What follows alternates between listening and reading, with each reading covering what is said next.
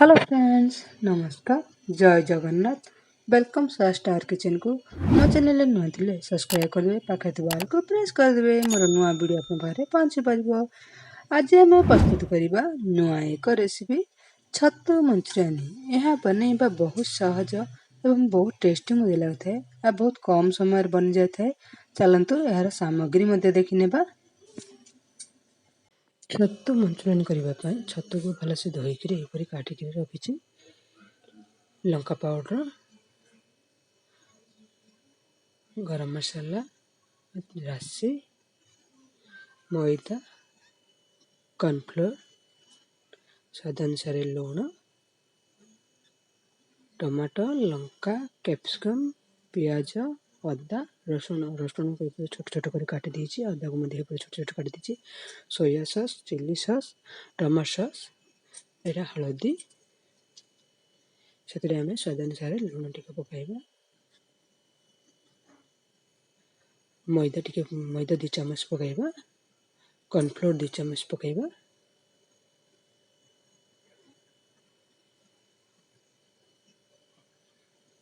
से आम Lanka powder T पकाइबा। हल्दी पाउडर टी पकाइबा। गरम मसला टी पकाइबा। राशि टी पकाइदेबा। आपको भलसे मिक्स करदेबा। सब जाक को देखते ये सब जगह मिक्स कर दूची। मिक्स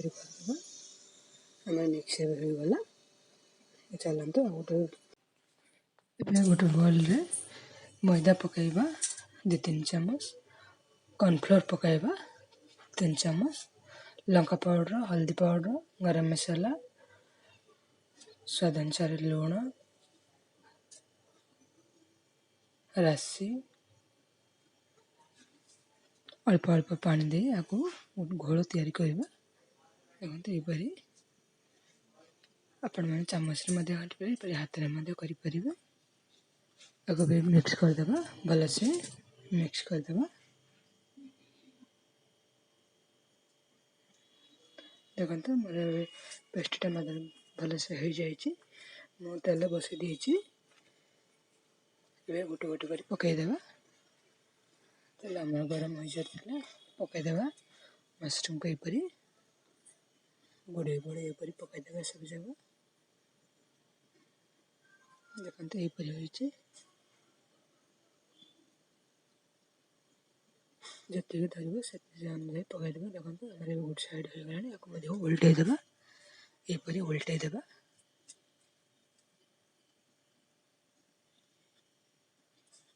देखते दी साइड हो गलानी। चलतु भल काटदेबा। से आ गोटे पकईबा सेमती। देखते सब जाक पकईदेबा। पकई सब जगह छाणी बाहर करदेबा।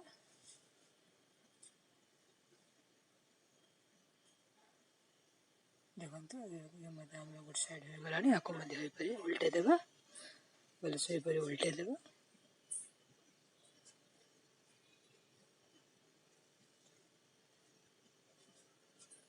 देखते हमारे दी साइड हो गलानी आपको बाहर करदेबा अन्य प्लेट को। देखते ये छणा हो गलानी आपको बाहर करदेबा। देखते ये सब छाणी देछि। चलतु कड़े तेल पकईबा 2 चम्मच। यपरी तेल पकईदेली 2 चम्मच। आम जो छोट छोट कर काटी रसुण अदा आपको पकईदेबा। आम लंका 2-3 पकईबा। आप जी रंग अच्छे ता अनुसार लंका पकईबे। रसुण अदा आम भाजी हो गलानी से आम प्याज पकईदेबा। प्याज को भाजीदेबा। यपरी प्याज आम हल्का भाजी हो गलानी से आम कैप्सिकम पकईबा।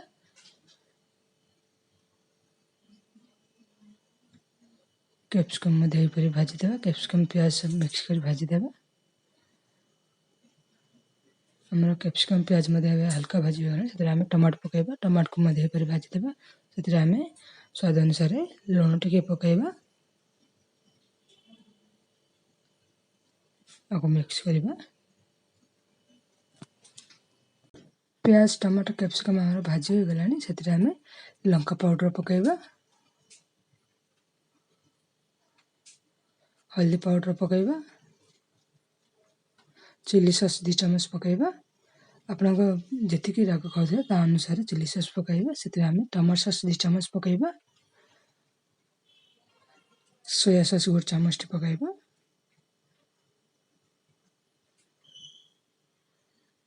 आपको भले से मिक्स कर देबा ये मिक्स करी कॉर्नफ्लोर टे पानी करी एपटे 1 चम्मच कॉर्नफ्लोर पानी 2-3 चम्मच करी मिक्स करी से आम गोले कर पकई देबा से आम आउ टिके पानी पकईबा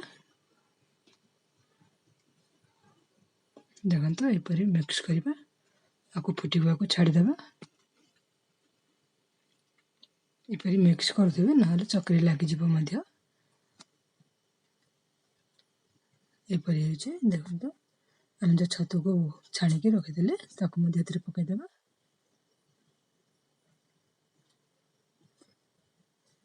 आपको मिक्स कर देबा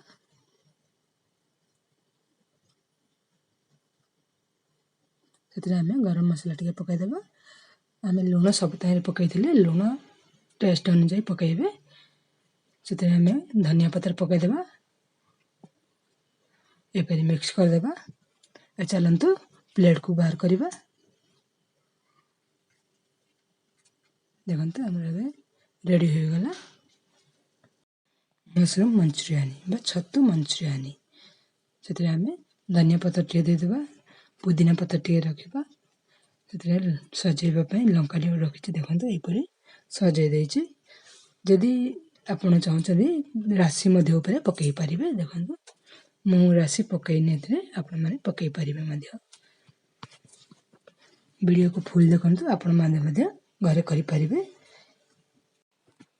रोटी नान भात सहित खाते बहुत टेस्टी लगुच पुणी मिसवा नुआ एक रेसिपी सहित थैंक यू फॉर वाचिंग।